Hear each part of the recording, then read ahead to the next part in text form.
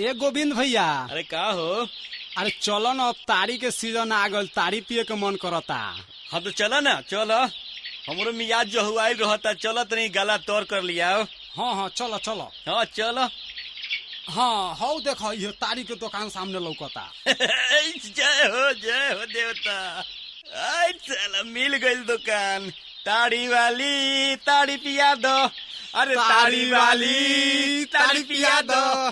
चल हट, तहरा ऐसा लफुआ गह की खाती तारी नहीं खे। का कहतड़ो? ताड़ी नहीं खे। हमने के लबनी उठा के पी जाए आ तू ही ना ताड़ी पिया बोलो हैं? आ कहतड़ो कि हमने में गलती बा? हमने में कौन दोस्त बा? तनी बताओ ना, तनी बताओ। अच्छा तो कौन दोस्त बा से सुन।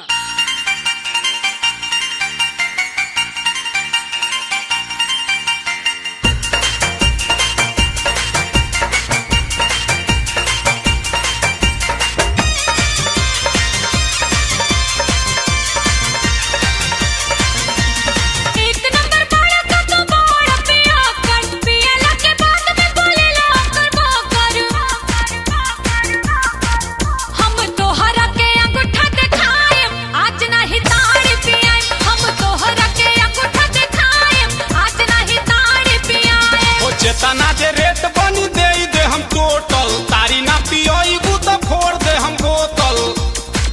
तोरा लभनी में मुहावा लगाए, मैं आज बिना पियोले न जाए। तोरा लभनी में मुहावा लगाए, मैं आज बिना पियोले न जाए।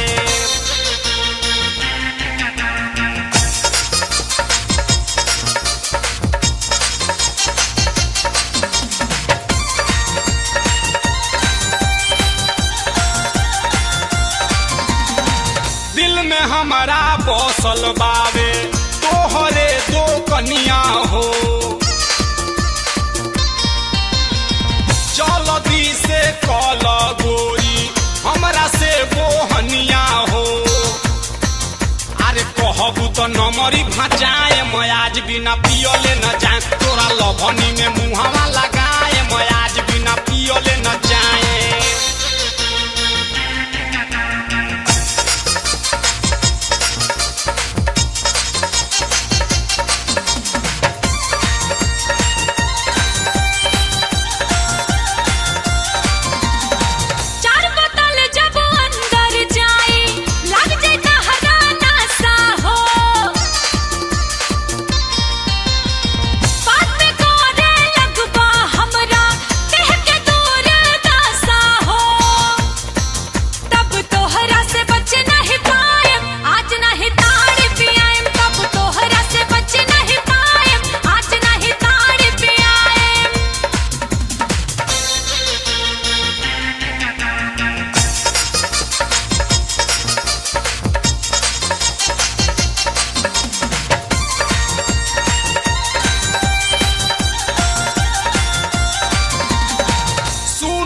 पसिनिया ताहर कहाँ गइल वापसिया हो।